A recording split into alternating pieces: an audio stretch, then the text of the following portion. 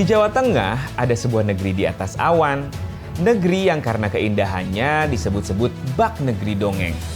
Inilah Dieng, tempat semua orang datang untuk menyaksikan kecantikan golden sunrise-nya, menikmati keindahan bentang alamnya, melihat luhurnya adat budaya, merasakan kelezatan kuliner, dan menjajal keseruan atraksinya. Bersama gua Febrian, ikuti serunya penjelajahan di Jelajah Nusantara.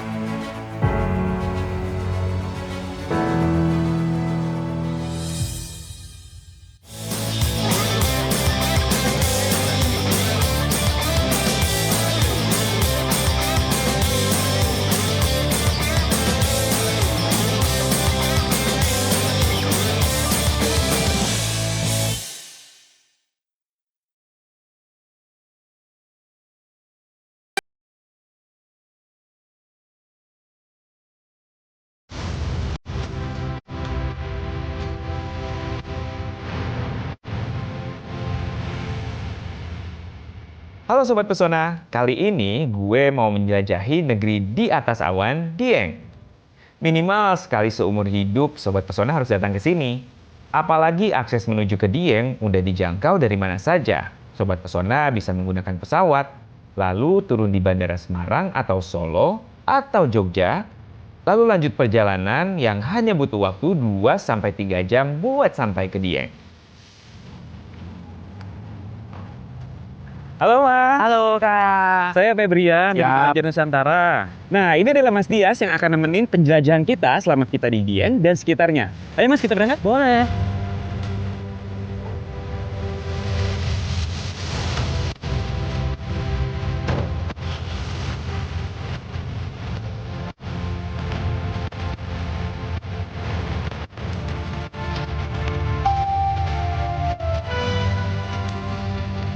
Dieng memang terkenal dengan bentang alamnya.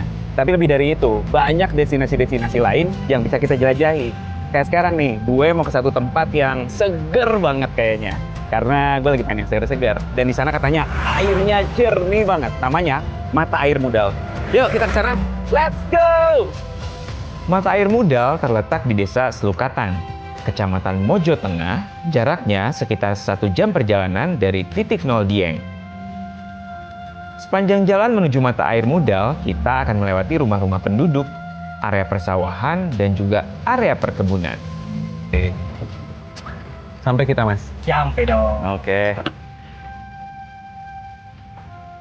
Sobat Pesona, sekarang kita udah sampai di Desa Selukatan, di mana lokasi Mata Air Mudal berada. Cuma itu jalannya cuma jalur setapak gitu, nggak bisa dilewati mobil. Jadi kita jalan kaki aja. Yuk! Biarpun harus jalan menyusuri jalan setapak, tapi rasa capek Sobat Pesona pasti nggak akan begitu berasa. Karena udara di sini sangat segar, dan pemandangan di kanan kiri perjalanan juga masih sangat asri.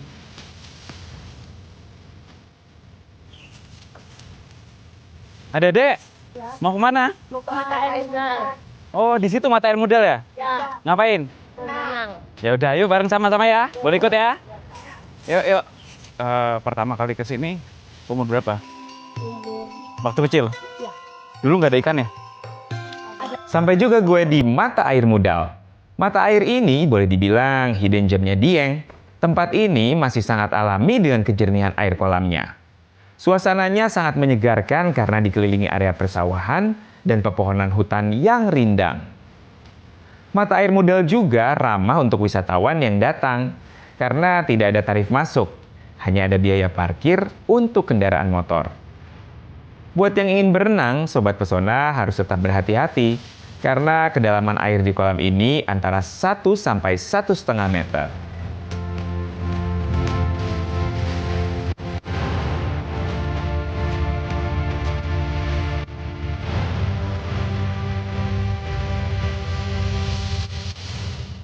Dan anak-anak Akamsi sini sudah jago berenang karena hampir setiap minggu berenang di Mata Air Mudal. Sebening ini ternyata kolam Mata Air Mudal. Kita bisa melihat dengan jelas ikan-ikan berenang di sini. Visibilitas di dalam kolamnya juga sangat terlihat jelas. Seru banget emang berenang di sini bareng anak-anak Desa Selukatan. Nggak ada bosennya emang anak-anak kalau udah mainan air. Keceriaan mereka tuh nular ke siapa saja yang melihat.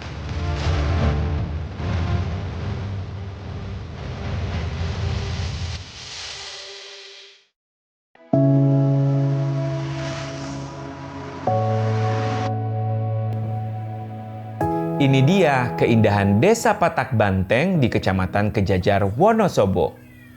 Desa ini juga dikenal dengan nama Desa Wisata Panorama Gunung Prau, karena letaknya yang memang berada di kaki Gunung Prau. Patak Banteng menjadi satu dari beberapa jalur pendakian menuju ke puncak Gunung Prau. Banyak pendaki memilih jalur Patak Banteng karena pendakian dari sini hanya membutuhkan waktu 2-3 jam. Belum lagi, Patak Banteng juga sangat mudah diakses dari titik nol Dieng, karena jaraknya hanya sekitar 10 menit perjalanan. Selain itu, buat kalian yang masih membutuhkan peralatan mendaki atau camping, ada banyak tempat penyewaan alat-alat camping di Patak Banteng. Jadi, buat kalian yang ingin mendaki Gunung Prau, gak usah khawatir. Berada di kaki Gunung Prau, Desa Wisata Patak Banteng memiliki udara yang sejuk, dengan panorama asri yang segar dipandang mata. Sobat Pesona bisa berkeliling desa dengan mobil-mobil jeep yang disediakan di desa wisata ini, ataupun disewa untuk berkeliling menuju destinasi wisata lain di sekitar Dieng. Tahun 2024, Desa Wisata Patak Banteng masuk ke dalam 50 besar Anugerah Desa Wisata Indonesia. Makanya, selain menjadi salah satu gerbang utama menuju puncak Gunung Prau, desa wisata ini juga menyimpan sejuta pesona yang bisa kita nikmati.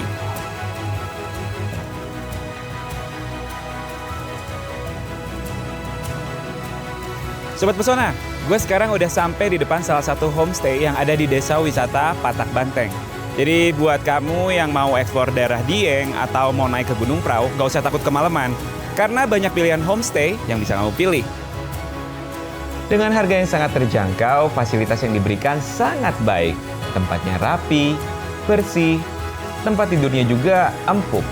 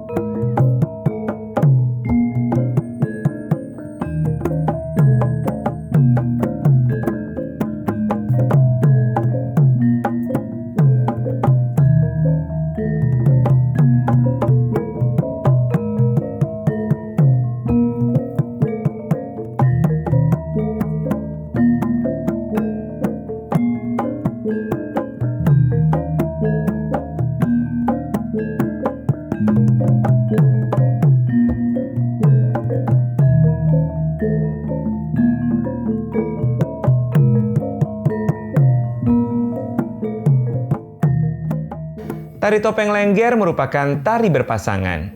Sesuai dengan nama dan ceritanya, topeng merujuk pada pria, sementara lengger kepada wanita. Peran penimbal dalam tari ini sangat penting. Dia berperan seperti dalang dalam pertunjukan wayang kulit. Sebelum dimulai, penimbal akan menyerahkan sesaji dan membaca doa agar pertunjukan dapat berjalan lancar dan tidak terjadi hal-hal yang tidak diharapkan.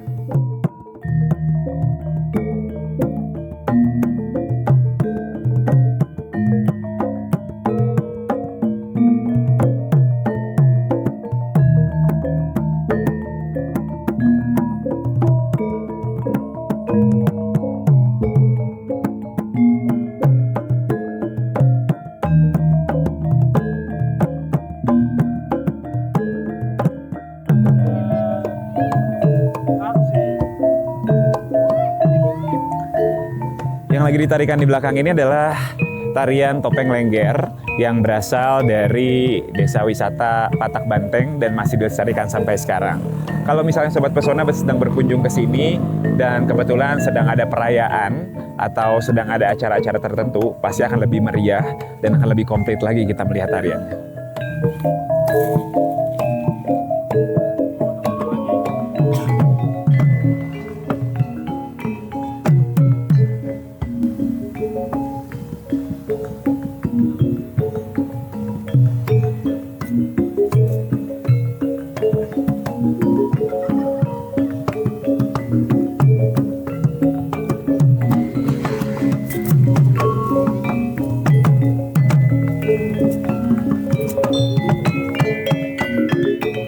Halo Mas, saya Febrian. Saya Roy. Mas, saya mau tanya tentang tarian topeng lengger boleh ya? Boleh sekali. Asal usulnya tuh gimana sih Mas? Jadi tarian topeng lengger itu sebagai tasyakuran sehabis bubak. Bubak tuh apa ya? Bubak itu pembukaan lahan sebagai perkebunan. Tapi kan tadi nggak ada bubak tuh Mas, tapi tetap dipertontonkan. Iya, seiring berjalannya waktu, tarian topeng lengger nggak cuman sebagai tasyakuran, Ya. tetapi sebagai hiburan juga. Kalau maknanya sendiri dari tarian topeng lengger ini apa Mas? Kalau secara filosofi, lengger itu berasal dari iling ongger, yang berarti ingatlah kamu kepada Sang Pencipta. Wah, luar biasa ya. Jadi memang secara filosofis ditarikan oleh pria dan wanita, dan juga kita harus selalu ingat kepada Sang Pencipta. Iya, betul Mudah-mudahan tarian topeng lengger ini akan terus lestari Amin, dan budaya amin. di sini akan terus terjaga. Terima kasih banyak ya Mas Terima kasih, Roy. Mas Kita jadi Febrian. banyak tahu nih. Seperti kebanyakan daerah lain di dataran tinggi Dieng, di Patak Banteng terdapat banyak kebun budidaya buah karika. Buah ini kemudian dimanfaatkan dengan mengolahnya menjadi aneka makanan ringan sebagai oleh-oleh khas Dieng. Halo Mas, saya Febrian dari Jelajah Nusantara. Salam kenal, saya Iman, Mas Febrian. Ya, salam kenal Mas. Ini maksud saya kesini tuh mau lihat proses pembuatan karika. Boleh Mas? Boleh dong, ayo silakan masuk Mas Febrian. Oh, oke. Mari Mas. Misi ya. Oke Mas Febri, ini rumah produksi eksotik karika. Iya. Ini salah satu pensortiran buah ya, jadi untuk sebelum masuk proses pengupasan.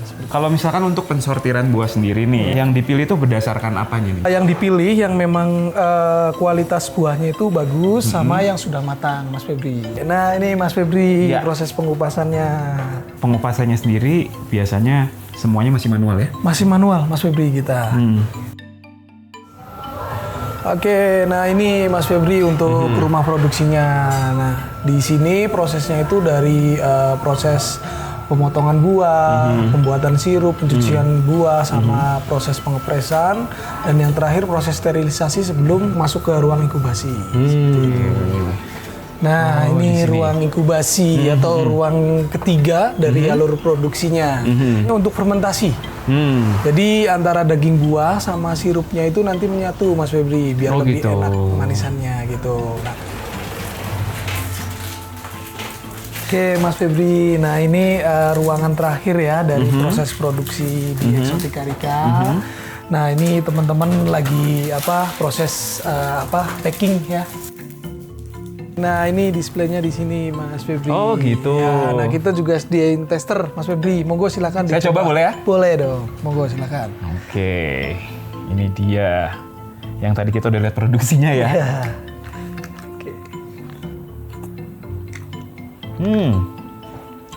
Oke Mas, tadi kan saya udah cobain nih karikanya.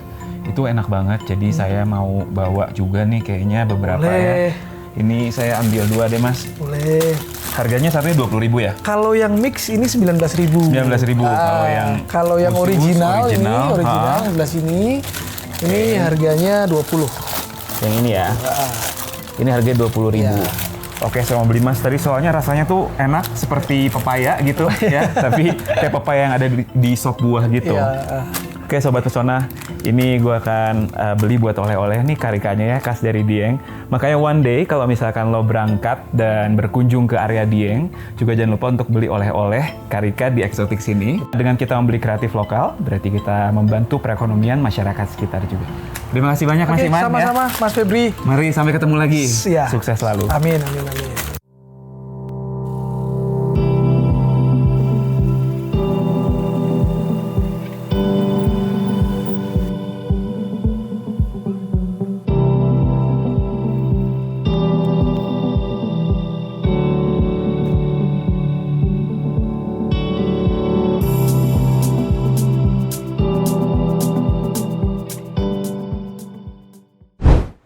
adalah salah satu kedai mie ongklok recommended di Dieng.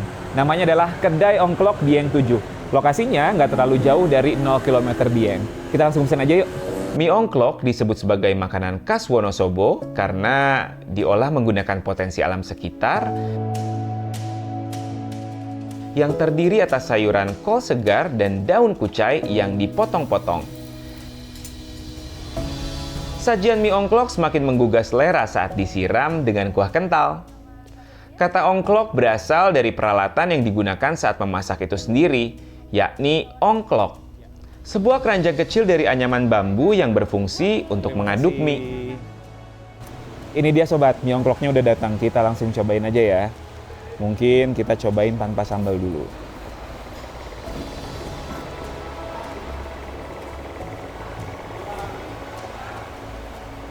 Dingin-dingin kayak gini, cocok banget ya di Dieng makan mie ongklok. Dan rasanya tuh juga unik ya. Ada sedikit manis, terus gurih, dan udah pasti karena ada kolnya ini, jadi ada yang crunchy-nya juga.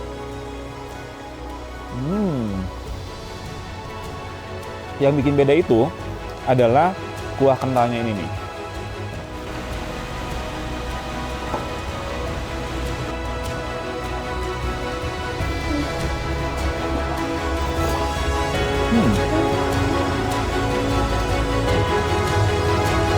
Ada kucainya juga namanya. Coba ini satu.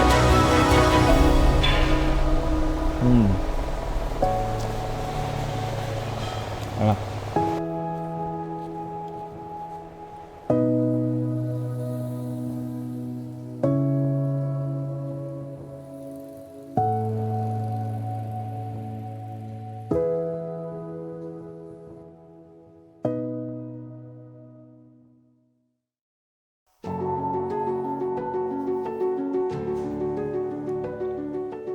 Nah, buat menuju Bukit Sikunir, kita harus agak menanjak sedikit nih. Gak apa-apa deh ya. Yuk, let's go!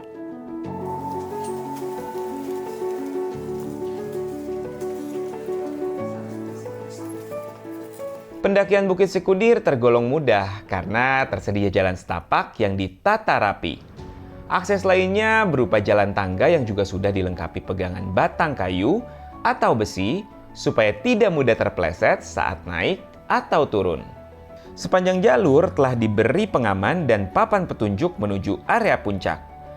Pendakian ke Bukit Sikunir hanya butuh waktu 30-45 menit. Tapi meskipun mudah, Sobat Pesona harus tetap dalam kondisi fit dan prima ya. Jangan lupa bawa bekal makanan dan minuman seperlunya, juga obat-obatan pribadi. Sobat Pesona, sekarang gue udah nyampe di pos 3 nih. Kurang lebih sekitar 7 menit lagi lah kayaknya gue akan sampai ke puncak Bukit Sikunir. Mudah-mudahan gue beruntung ya. Bener aja sobat, matahari terbit dari Bukit Sikunir sungguh memesona. Wajar kalau kemudian banyak yang menyebut sebagai Golden Sunrise dan menjadi sunrise terbaik di Asia Tenggara.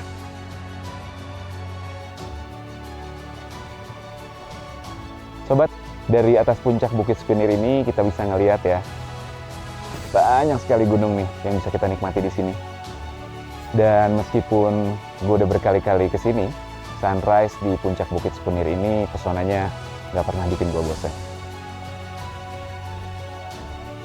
Cahaya kuning keemasan dan perpaduan cantik deretan awan yang menyelimuti Bukit Sikunir. Kalau cuaca sangat cerah, Sobat Pesona bisa melihat 8 gunung di Jawa Tengah yang mengelilingi kawasan Dieng.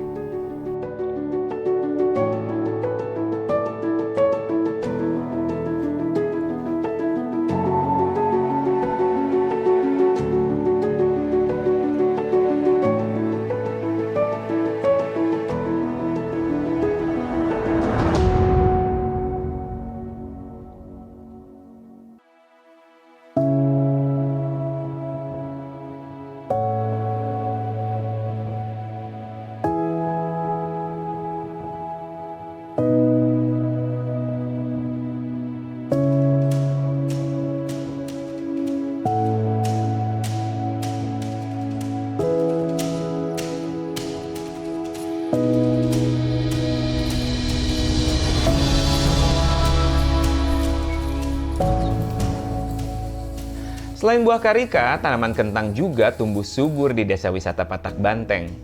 Kelebihan ini dijadikan potensi oleh Pok Darwis sebagai lokasi agrowisata. Sobat Pesona bisa ikut berinteraksi dengan petani di ladang, belajar menanam, merawat, sampai dengan memanen kentang. Sebuah pengalaman yang seru, terlebih area ladang kentang di Patak Banteng ini berlatar panorama Dieng yang menakjubkan. Yang mana nih Mas? Yang mau Ini yang ini dulu Mas. Ini? Ya. Cabut dulu. Ini dibuka dulu plastiknya ya? Ya, dibuka dulu. Terus kita bisa langsung cabut. Oh nggak perlu dikerok gitu ya? Langsung tarik aja? Kayaknya bisa sih. Wah. Tuh, ada yang jatuh nih. Jatuh. Sini yang jatuh Mas, saya pegangin. Wah, besar ya. Ada yang jatuh. Ini udah berapa bulan, Mas? Ini 3 bulan sih, 3 bulan. Ada lagi nih Mas? Nah, itu ada yang jatuh. Wow. Banyak ya? Biasa satu Banyak. kali angkat gitu satu pohon dapat berapa, Mas? Satu pohon kalau optimal bisa 1 kilo lebih sih. Lumayan ya. Iya. Nanti yang ditanam umbinya lagi. Iya, yang ditanam umbi tapi yang ukurannya biasanya relatif kecil. Ini termasuk kecil nih? Itu sedang. Lumayan. Segini bisa buat bibit. Ya.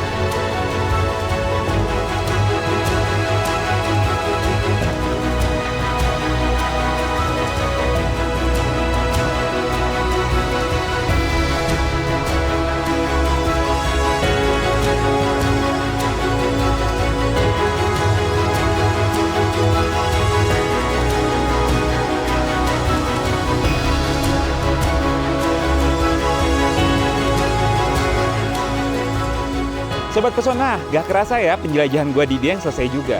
Banyak hal baru yang gue coba dan gue temui di sini.